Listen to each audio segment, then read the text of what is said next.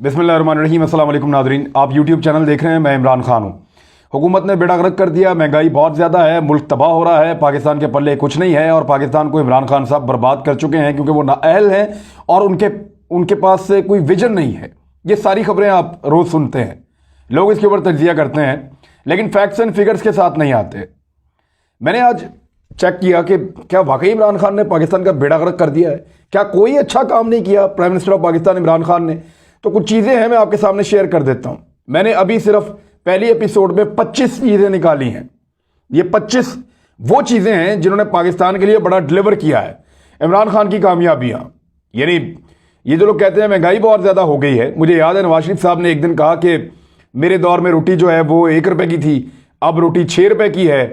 तो ये रोटी क्यों महंगी हो गई जब वो मुशर्रफ के दौर के बाद वापस आए। तो मैंने वहाँ पे सवाल किया था पहली दफ़ा मियाँ साहब से कि मियाँ साहब ये 10 साल पुरानी बात है, रोटी 1 रुपए से 6 रुपए की 10 साल में हुई है। क्या आपको याद है जब आपके दौर में 1 रुपए की थी तो उससे 10 साल पहले 4 आने की थी। तो 10 साल के बाद रोटी 4 आने से 1 रुपए की और अगले 10 साल में 1 रुपए से 4, 5, 6 रुपए की और उससे अगले 10 साल में फिर महंगी हो जाएगी। तो ये महंगाई वक्त के साथ साथ बढ़ती है, लोगों की आमदन भी बढ़ती है। कल जो मजदूर 200 रुपए में काम करता था आज 1500 रुपए में भी काम करता है। लोगों की आमदन के अंदर इजाफा हुआ है। तो यही वजह है कि महंगाई का लोग रोना तो रोते हैं लेकिन साथ साथ उनकी आमदन भी बढ़ती है। ये एक फैक्टर है और बहुत सारी चीजें उन पर बात हो सकती है लेकिन एक लंबा वीलॉग हो जाएगा। मैं बताता हूं इमरान खान की 25 कामयाबियां क्या हैं। कोई अच्छी खबरें भी आपको सुनने को मिलनी चाहिए। पहली चीज, पाकिस्तान 4 स्पेशल इकोनॉमिक जोन्स बनाने जा रहा है और इसमें पाकिस्तान ने काम शुरू कर दिया है। ये बड़े शानदार इकोनॉमिक जोन्स हैं। इनके नाम मैं आपको बताता हूं। रशकई नौशहरा ये M1 के करीब बन रहा है। धाबेजी ठट्ठा सिंध में बन रहा है। अल्लामा इकबाल इंडस्ट्रियल स्टेट फैसलाबाद ये पंजाब में एक बन रहा है। बोस्तान बलूचिस्तान में, चारों सूबों में 4 बड़े इकोनॉमिक जोन्स बनने जा रहे हैं और इनके अंदर जो बराह रास्त लोग नौकरी करेंगे, जो वहां पे काम कर रहे होंगे, वो 4,75,000 लोग, जबकि इसके साथ जो वाबस्ता लोग होंगे जिनका रोजगार लगेगा वो लगभग 10 लाख से ज्यादा होंगे। तो 15 लाख लोगों को रोजगार मिलने जा रहा है इन 4 स्पेशल इकोनॉमिक जोन से और ये बहुत जल्दी होने वाला है, बड़ी तेजी से वहां पे काम हो रहा है। दूसरा, गुज़िश्ता 1 साल से लगातार जो बैरून मुल्क से पाकिस्तानी पैसा भेजते हैं उसको कहते हैं फॉरेन रेमिटेंस। जो बाहर से पैसा पाकिस्तान को भेजते हैं पाकिस्तानी कमाकर, वो गुज़िश्ता 1 साल से लगातार $2 अरब से ज्यादा है। हर महीने $2 अरब से ज्यादा है और ये बहुत बड़ा रिकॉर्ड है पाकिस्तान के लिए कि वो गैर मुल्की पाकिस्तानी पहली दफा पाकिस्तान के ऊपर एतबार कर रहे हैं। वो अपना पैसा बैंकिंग चैनल्स के जरिए कानून के मुताबिक भेज रहे हैं। इस वजह से पाकिस्तान को फायदा हो रहा है। इससे पहले वो ऐसा नहीं करते थे, वो अपना पैसा बाहर मुल्कों में रखते थे या अगर भेजते थे तो हुंडी करते थे, 2 नंबर तरीकों से भेजते थे। उनको लगता था कि ये हुकूमत उनका हक मारेगी, लेकिन पाकिस्तान की हुकूमत पे लोग एतबार कर रहे हैं ओवरसीज पाकिस्तानी। और $2 अरब से ज्यादा, ये 2 अरब का ख्वाब था किसी भी हुकूमत का। कोई भी हुकूमत 2 अरब का फिगर कभी भी टच नहीं कर सकी। तो ये $2 अरब से ज्यादा का हर महीने फॉरेन रेमिटेंस आ रहा है, बैरून मुल्क से पाकिस्तानी भेज रहे हैं और अब तो ये $2 अरब 80 करोड़ तक पहुंचा है अप्रैल में, यानी 3 अरब को छूने वाला है। बहुत बड़ी कामयाबी है। तीसरा, ज़राअत में बम्पर क्रॉप्स हुई हैं और उसकी कोई वजह है, ऐसे नहीं हुई, मैं आपको बताता हूं।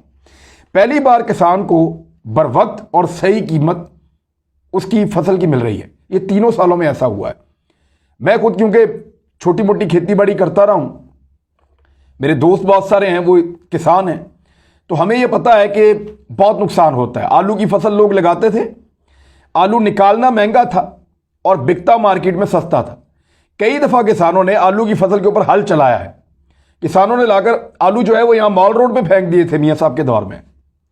तो पीपल्स पार्टी के दौर में कुछ हालात बेहतर हुए थे किसानों के, या ये पाकिस्तान तहरीक इंसाफ के दौर में 3 सालों में किसान की कोई फसल नहीं डूबी। मैं चैलेंज के साथ कह रहा हूं और मेरी ये किसानों के साथ बात हुई है, वो कह रहे हैं हम डूबे नहीं, तबाह नहीं हुए, माफिया को काबू किया है।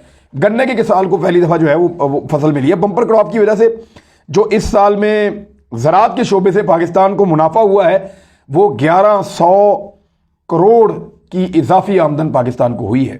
1100 करोड़ की इजाफी आमदन पाकिस्तान को हुई है। तो ये किसान का फायदा है। कपास की पैदावार में 7-8 साल के बाद पहली मरतबा इजाफा देखने में आ रहा है और जो है वो किसान खुशहाल हो रहा है पहली मरतबा बड़े लंबे अरसे के बाद। परवेज मुशर्रफ साहब के दौर में एक जंप लगा था किसान का, उसके बाद पीपल्स पार्टी के 2 साल अच्छे थे, फिर एक लंबा बुरा दौर था और अब ये 3 सालों में किसान को मार नहीं पड़ी। हालांकि अभी भी कुछ पॉलिसीज हैं जिन पे काम होना चाहिए और कुछ एक पैकेज भी लेकर आ रहे हैं किसानों के लिए, वो मैं बाद में जिक्र करता हूं। चौथा, पहली बार मोबाइल फोन पाकिस्तान में बनने जा रहे हैं। हम हमेशा मोबाइल फोन इंपोर्ट करते थे, कभी सोचा ही नहीं। तो पहली मरतबा हुकूमत ने यह किया कि वायदा करो इनको, को पाकिस्तान में आके बनाए, हमारी इतनी बड़ी मार्केट है, लोग मोबाइल बड़ी तेजी से पाकिस्तान में तब्दील भी करते हैं, तो ये मोबाइल पाकिस्तान में बनाए, सस्ते मोबाइल बनाए, यहां पे टैक्स इकट्ठा होगा। 19 कंपनियों को लाइसेंस दे दिए, जो मुल्की भी हैं और गैर मुल्की भी हैं, और अब पाकिस्तान यहां पे 2G 3G 4G मोबाइल बनाएगा और बैरून मुल्क उनको एक्सपोर्ट भी करेगा। पांचवां, ये जो कामयाब जवान प्रोग्राम है, इसका जो सबसे अच्छा हिस्सा है वो मुझे ये लगता है कि खवातीन को जो है वो उनके अपने कारोबार के लिए और उनको सपोर्ट करने के लिए कि वो खुद बिजनेस करें, उनको कर्जे दिए जा रहे हैं और खवातीन के ऊपर जो सरमायाकारी की गई है, अब तक 1 अरब रुपया खवातीन को दे दिया गया है और माशाल्लाह वो मेहनत करेंगी, वो आगे बढ़ेंगी और खवातीन की क्रेडिबिलिटी भी नॉर्मली ज़्यादा होती है, तो वो पैसा वापस भी आएगा और पाकिस्तान को उसका फ़ायदा होगा। छठा, अमेज़ॉन जैसी बड़ी कंपनी ने पाकिस्तान पर ट्रस्ट किया है और पाकिस्तान को सेलर्स की लिस्ट के अंदर शामिल किया है। इससे पाकिस्तानी ताजर फ़ायदा उठा सकते हैं और पाकिस्तान दुनिया भर में अपने इमेज को बेहतर कर सकता है। इसका बहुत फ़ायदा होगा अगर हमने इसको पॉजिटिवली इस्तेमाल किया तो। सातवां नुकता, रवां साल जो तरक्की की शरह है, सब लोग कह रहे थे पाकिस्तान नेगेटिव में जा रहा है, नेगेटिव में जा रहा है, लेकिन हैरान हो गए उस वक्त जब स्टेट बैंक का डाटा आया कि 3.94% शरह नमू पाकिस्तान की है। और यह पाकिस्तान खाली नहीं कह रहा, यह आलमी रेटिंग एजेंसी मूडीज ने दावा किया है कि पाकिस्तान दुरुस्त सिमत में है और अगले साल मजीद रफ्तार से तरक्की करेगा और यह 4%, 4.5% से भी ऊपर जाएगी। तो यह मूडीज की रिपोर्ट है।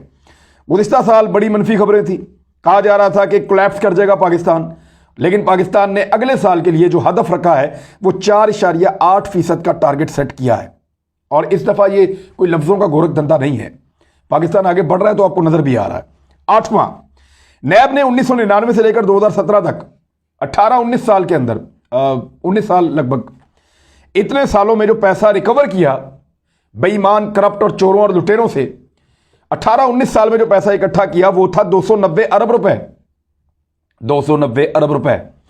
और अब जब 2018 में पाकिस्तान तरीके इंसाफ की हुकूमत आई तो अगले 2.5 सालों के अंदर उन्होंने जो पैसा इकट्ठा किया, एक तरफ 18-19 साल 290 अरब और एक तरफ 2.5 साल, और कितना पैसा रिकवर किया?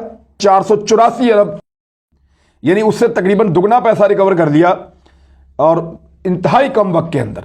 एक तरफ 18 से 19 साल में 290 अरब रिकवर किए और एक तरफ 2.5 साल के अंदर 484 अरब रिकवर किए नैब ने। तो ये तो हो गया जी आपका एहतसाब वाला पोर्शन।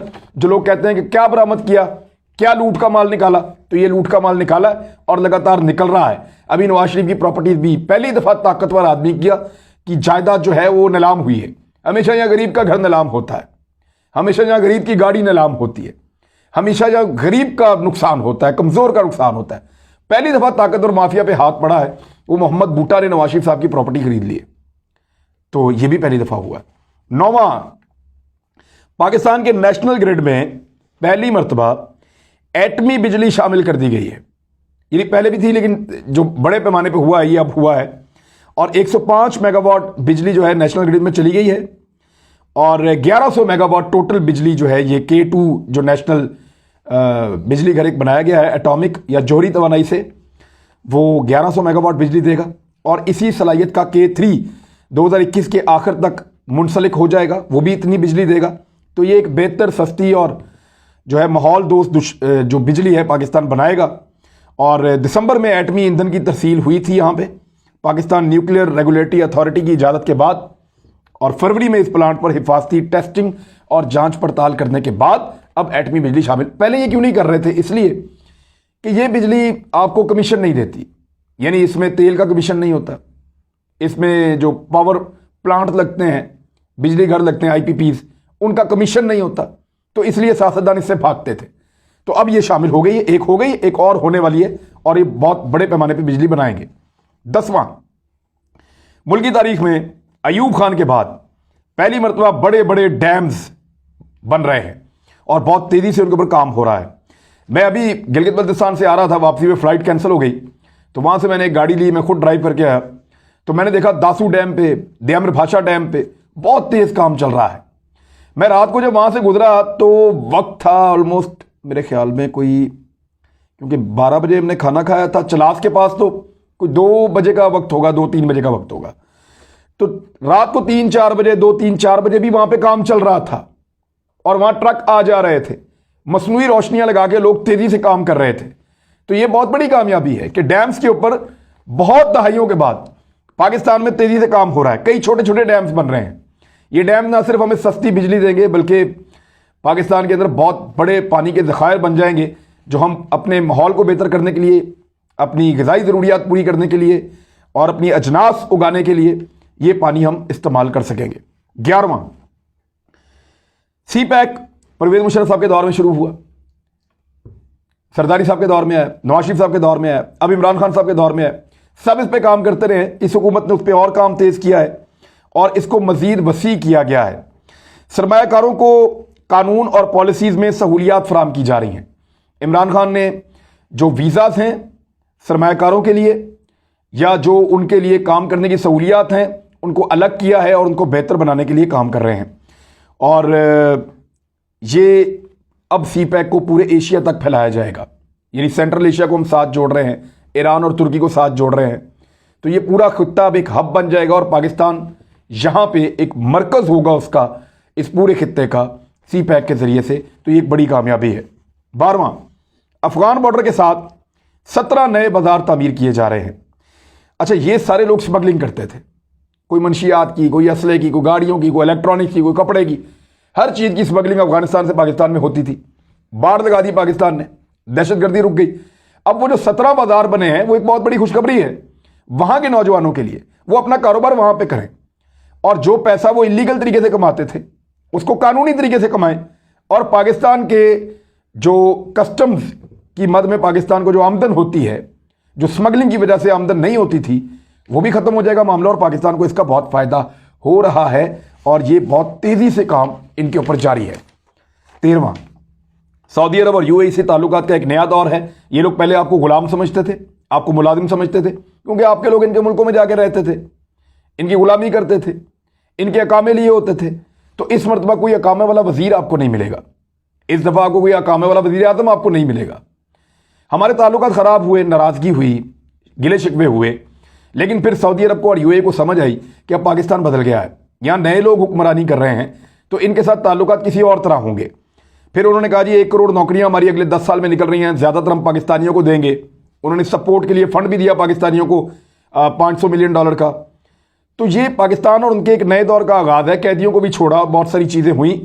तो अब एक नया दौर है जो सऊदी अरब और यूएई के साथ है और ये इसलिए इंपॉर्टेंट है क्योंकि वहाँ हमारे लगभग कुछ 40 लाख से ज़्यादा लोग काम करते हैं। 14वां पॉइंट, 1,70,000 नौजवानों को स्कॉलरशिप दी जाएगी ताकि वो तकनीकी या टेक्निकल तालीम हासिल कर सकें, हुनरमंद बन सकें। मेरे ख्याल में पाकिस्तान में जितनी बड़ी तादाद में नौजवान हैं, अगर ये काम किया जाए, ये 1 लाख से बढ़ाकर 10 लाख किया जाए, इन लोगों को, इनको हुनर दिया जाए और ये पूरी दुनिया में और पाकिस्तान में अपना रोजगार कमाएं, तो ये पाकिस्तान के लिए बड़ा अहम रोल प्ले कर सकते हैं। तो इसमें 100 अरब रुपया नौजवानों के लिए मुख्तस किया गया है, लेकिन 1,70,000 नौजवानों को उनमें से कुछ एक मखसूस फंड है उसके जरिए से टेक्निकल एजुकेशन के लिए सपोर्ट दी जा रही है। 15वां, पूरी दुनिया में कोरोना ने तबाही मचाई है, पाकिस्तान के आसपास के तमाम मुल्कों में तबाही मचाई है, लेकिन पाकिस्तान उससे कैसे बचा? कभी इसके बारे में सोचा आपने? प्राइम मिनिस्टर ऑफ पाकिस्तान का सबने मजाक उड़ाया। सब लोग कहते रहे स्मार्ट लॉकडाउन क्या होता है, दूसरा लॉकडाउन क्या होता है, ये क्या करता है, वो क्या करता है। इमरान खान ने मुल्क बंद भी नहीं किया, मुल्क को चलाया भी और कोरोना से बचने के लिए जो हिकमत अमली इसके दिमाग में आई उसने उसको फॉलो किया और पूरी दुनिया आज कहती है कि इमरान खान की हिकमत अमली बेहतर थी कोरोना में। 16वां नुकता, एशियाई तरक्याती बैंक ने बालाकोट में पन बिजली की पैदावार के लिए $300 मिलियन अमरीकी डॉलर देने का फैसला किया और वो दे रहा है। ये जो $300 मिलियन अमरीकी डॉलर हैं, इनके जरिए से वहां पानी का फ्लो बड़ा अच्छा है दरिया का। अगर आप बालाकोट जाएं तो वहां पन बिजली का मंसूबा बनाया जाएगा और ये नेशनल ग्रिड में जाएगी, सस्ती बिजली, बहुत सस्ती बिजली। तो ये भी एक अच्छा मंसूबा है।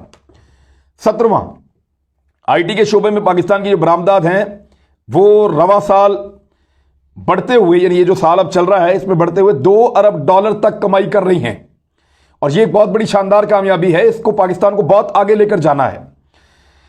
46% इजाफा हुआ है पाकिस्तान की आईटी के शोबे में बरामदात में। सॉफ्टवेयर बनाते हैं लोग और बहुत सारे काम करते हैं, तो 46% इजाफा हो चुका है और लगातार इसमें इजाफा हो रहा है, इसके बढ़ने के इम्कानात भी हैं।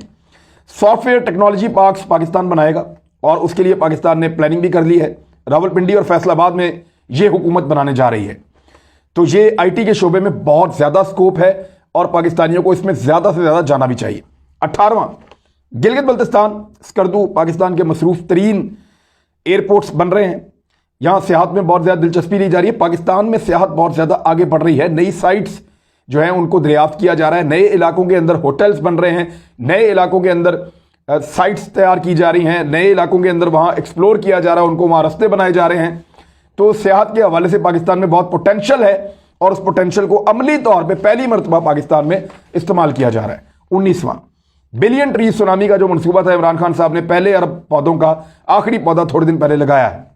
आलमी यौम माहौलियात था 5 जून को। पहली मरतबा पाकिस्तान को क़यादत दी गई है कि आइए क़यादत कीजिए, आप बेहतर काम कर रहे हैं, तो दुनिया तस्लीम कर रही है। 20वां, पेट्रोल की कीमत का मुवाजना करने पूरे खित्ते के साथ पाकिस्तान की सबसे कम है। तो ये जो लोग कहते हैं महंगाई है, ज़रा इसको भी देख लें। 21वां, FBR ने पाकिस्तान की तारीख में पहली मरतबा 4000 अरब से ज़ायद का टैक्स मौसूल कर लिया है। यह रिकॉर्ड है। कोई नफसियाती हद को छू भी नहीं सक रही थी कोई हुकूमत, कोई सोच भी नहीं सकता था कि इतना टैक्स पाकिस्तान कलेक्ट करेगा। तो इमरान खान साहब ने वादा किया था, कोरोना के बावजूद कारोबार लोगों का खराब है, लेकिन अगर लोग टैक्स दें, हुकूमत पे एतबार करें और टैक्स को सही तरह अदा करें, तो फिर ये बहुत बड़ा वॉल्यूम होता है इसका। लिहाजा 4000 अरब रुपए से ज़ायद का टैक्स वसूल करके एक नया रिकॉर्ड कायम किया है। 22वां, पाकिस्तान अपनी कोरोना वैक्सीन बना चुका है और उसके ऊपर जो टेस्ट हुए हैं वो कामयाब हुए हैं, उसके रिजल्ट ठीक आए हैं। वेंटिलेटर्स पाकिस्तान ने पहली बार पाकिस्तान के अंदर बनाए हैं, उनको इस्तेमाल किया जा रहा है। तो आलमी सतह पर अब इसकी अप्रूवल हो जाएगी, लेकिन पाकिस्तान कम से कम इस तरफ चल तो पड़ा है ना, आहिस्ता आहिस्ता हम चले तो सही वहां पे। 23वां, इसराइल के मामले में, अफगानिस्तान के मामले में पाकिस्तान ने एक लीडिंग रोल प्ले किया अपनी खारजा पॉलिसी में। एक बैनुल अक़वामी प्लेयर बन के पाकिस्तान सामने आया है। कश्मीर पे हम कुछ खास हासिल नहीं कर सके भारत की हठधर्मी की वजह से, लेकिन भारत बहुत एक्सपोज हुआ है। लेकिन जहां इसराइल का मामला हो या अफगानिस्तान का मामला हो, दुनिया ने पाकिस्तान को मेन प्लेयर के तौर पे देखा है और इसराइल ने तो पाकिस्तान पे एतराज़ भी किया है। और अफगानिस्तान के मामले में अमेरिका पाकिस्तान की तरफ बार बार देखता है। 24वां, नया पाकिस्तान हाउसिंग में कई जगहों पर गरीबों को मकान मिल रहे हैं और कई शहरों में मिल रहे हैं। अभी पेशावर में 2000 मेहनत कशों को इमरान खान साहब ने हाल ही में मकानात दिए हैं, तो ये एक अच्छी चीज़ है। 25वां जो है पॉइंट वो ये है कि टेक्सटाइल इंडस्ट्री की एक्सपोर्ट पहली बार इतनी तेज़ी से बढ़ी है। फैसलाबाद में आप चले जाएं, सराउंडिंग में आप चले जाएं, पावर लूम्स हैं या वहाँ पे फैक्ट्रियाँ हैं टेक्सटाइल की, वो अपनी पूरी कैपेसिटी के ऊपर चल रही हैं और बड़े ज़ोरदार अंदाज में चली हैं। उनको बिजली फराम की गई, उनको बहुत सारी सहूलियात दी गई और फिर उन्होंने दुनिया में दोबारा मुकाम हासिल किया है बहुत लंबे अरसे के बाद। अमेरिका और यूरोप से रिकॉर्ड तजारत की है हमारे ताजरों ने। तो इंडस्ट्री एक मरतबा फिर पाकिस्तान की बूम पकड़ रही है, पाकिस्तान की बरामदात में इजाफा हुआ है। एक और चीज़ जो मैं जाते जाते आपको बताऊं कि करंट अकाउंट डेफिसिट, ये अभी स्टेट बैंक का मैं एक डाटा देख रहा था और बताने के लिए और बहुत कुछ है मेरे पास। मैं आपको 100 पॉइंट बता सकता हूं जो इमरान खान साहब ने अच्छे काम किए हैं। बुरे ही बताते हैं हम मीडिया वाले, लेकिन कभी अच्छे भी आ जाने चाहिए। करंट अकाउंट डेफिसिट जो है वो ख़त्म कर दिया है इस हुकूमत ने। जब नवाज शरीफ साहब पीपल्स पार्टी की दौर था ना, तो वो उनकी हुकूमत ख़त्म हुई थी, तो $1.5 अरब का करंट अकाउंट डेफिसिट था। ये खसारा होता है कि आपकी आमदन कम है, आपका खर्चा ज़्यादा, आप खसारे में जा रहे हैं। तो जब पीपल्स पार्टी छोड़ के गई थी $1.5 अरब का, जब नवाज शरीफ साहब छोड़ के गए थे, PMLN छोड़ के गई थी, तो $19 अरब से ज़्यादा का खसारा था। और अब कितना है? स्टेट बैंक की रिपोर्ट के मुताबिक पहली मरतबा हमारा खसारा ख़त्म हो गया और हम नेगेटिव से पॉजिटिव में आ गए, यानी सरप्लस हो गया। $80 करोड़ ऊपर की तरफ आ गए हैं, मनफी से मुस्बत में आए। ये अच्छी खबरें हैं और बहुत सारी अच्छी खबरें हैं, लेकिन इन पे गुजारा कीजिए फिलहाल। अब तक के लिए इतनी, अपना ख्याल रखिएगा, अपने इस चैनल का भी। अल्लाह हाफिज़।